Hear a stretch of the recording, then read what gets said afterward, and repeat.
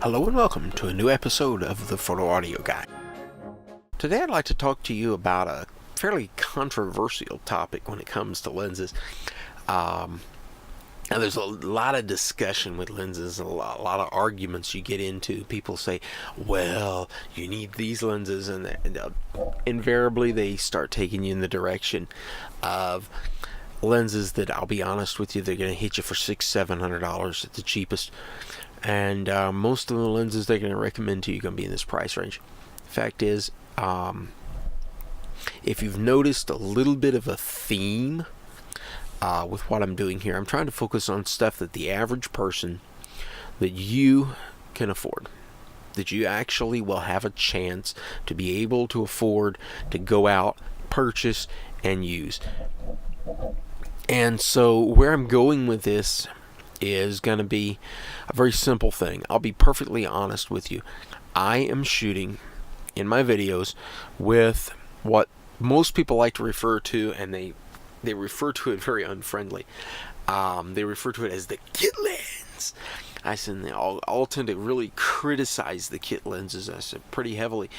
I'm going to be perfectly honest with you. I'm going to tell it straight. Don't knock the kit lens.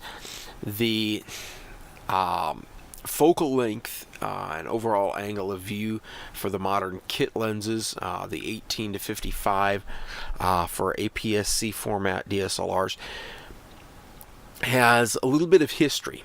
If you think about it, there is roughly an equivalency factor of 1.5, 1.6. It depends on what brand you're using, but it's roughly the field of view equivalent of about a 28 to 80 millimeter lens, which was one of the most popular of the zoom kit lenses as you go through the 90s, coming into the transition time to the digital era.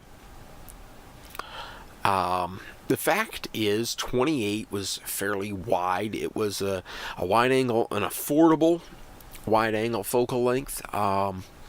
In the real film era, the time before autofocus zoom as the main thing, and a lot of people, the shortest focal length that a lot of people would go with really for portrait work was somewhere around 80-90 millimeters. That 85 millimeter lens was really a really popular thing. The 85, 135 were favorites for portrait work from a lot of photographers. And so if you start looking at it, and practically it kind of evolved lenses in this range. There were some portrait landscape package from Nikon. They had a really cool 28 to 100 G lens. It was really inexpensive but good.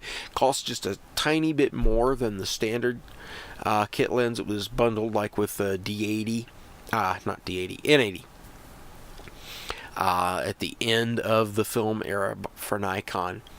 And so as things transitioned, 17 to 50, 18 to 55, somewhere in that range, kind of became your basic, inexpensive, quote-unquote, kit lens, a bundled lens with the camera in the DSLR era. They're inexpensive, but I'll be perfectly honest with you. They have a lot of advantages. Number one, close focusing. The fact is, you can get in really close with 55 millimeters and close focusing. You can shoot a picture of just a few keys on your keyboard if you need to. And so for video use, they are absolutely a dream. They're bright, they're easy to use, and with VR, that you get a lens with VR, optical image stabilization, depends on the brand. Nikon calls it VR, and you get it inexpensively. It's a lens you'll actually be able to afford to buy, own, and use. So in that, don't knock the kit lens. I'll be honest with you.